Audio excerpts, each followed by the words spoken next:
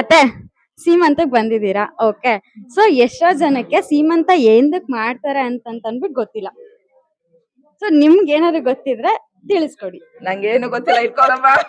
ನಿಜವಾಗ್ಲೂ ನಮ್ಗೆ ಗೊತ್ತಿಲ್ಲ ಕಣೆ. ನಮ್ಮಲ್ಲಿ ಶಾಸ್ತ್ರ ಇಲ್ಲ.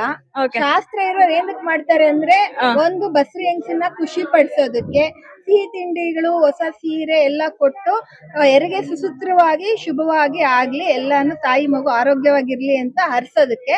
ನಾರ್ತ್ ಇಂಡಿಯಾ ಕಡೆ ಹೋದ್ರೆ ಕಿವಿಯಲ್ಲಿ ಒಂದ್ ಆಶೀರ್ವಾದ ಮಾಡ್ತಾರೆ, ತಾಯಿ ಮಗುಗೂ ಒಳ್ಳೇದಾಗ್ಲಿ ಅಂತ. ಅಷ್ಟೇ ನಮಗ ಗೊತ್ತಿರೋ ಮಾಹಿತಿ ಅಷ್ಟೇ. ಸೀಮಂತ ಮಾಡದೆ ಅದೇ ರೀಸನ್ಗೆ. ಸೀಮಂತ ಅಂದ್ರೆ ಬಸ್ರಿ ಹೆಂಗಸನ್ನ ಒಂದು ಖುಷಿ ಪಡ್ಸೋದಕ್ಕೆ. ಅವ್ರು ಇನ್ನೇನು ಅವರು ಸೀಮಂತ ಹೆರಿಗೆ ನೋವನ್ನ ಅನುಭವಿಸ್ತಾರೆ. ಸೊ ಹಿರಿಯರು ಬಂದು ಆಶೀರ್ವಾದ ಮಾಡಿದಾಗ ಅವ್ರಿಗೆ ಒಂದು ಪಾಸಿಟಿವ್ ಎನರ್ಜಿ ಸಿಗುತ್ತೆ, ಆ ಹೆರಿಗೆ ನೋವನ್ನ ಸಹಿಸ್ಕೊಳ್ಳೋ ಶಕ್ತಿ ಸಿಗುತ್ತೆ. ಎಲ್ಲರ ಆಶೀರ್ವಾದ ಅನ್ನೋದು ತುಂಬಾ, ಹಿರಿಯರ ಆಶೀರ್ವಾದ ಅನ್ನೋದು ತುಂಬಾನೇ ಇಂಪಾರ್ಟೆಂಟ್. ಸೊ ಆಶೀರ್ವಾದ ಅವ್ರಿಗೆ ಎಲ್ಲರಿಗೂ ಒಟ್ಟಿಗೆ ಸಿಗೋದ್ರಿಂದ ನಾವು ಈ ಸೀಮಂತನ ಆಚರಿಸೋದು. ಅದೇ ರೀತಿಯಾಗಿ ಈ ಸೀಮಂತದಲ್ಲಿ ಎಲ್ಲ ಪ್ರತಿಯೊಬ್ರು ಅರ್ಶನ ಕುಂಕುಮ ಇಟ್ಟು ಬಳೆ ತೊಡಿಸ್ತಾರೆ.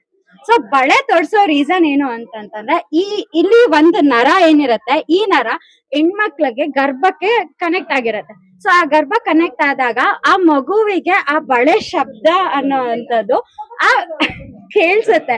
ಸೊ ಅದು ಆ ಮಗುವಿಗೆ ಒಂದು ನಾದವಾಗಿ ಆಗಿರ್ಬೋದು, ಒಂದ್ ಮ್ಯೂಸಿಕ್ ಆಗಿರ್ಬೋದು, ಅದು ಕನೆಕ್ಟ್ ಆಗೋದ್ರಿಂದ ಈ ಎಲ್ಲಾ ರೀಸನ್ಗೋಸ್ಕರನು ಈ ಸೀಮಂತ ಅನ್ನೋ ಫಂಕ್ಷನ್ ಮಾಡೋ ಅಂತದ್ದು.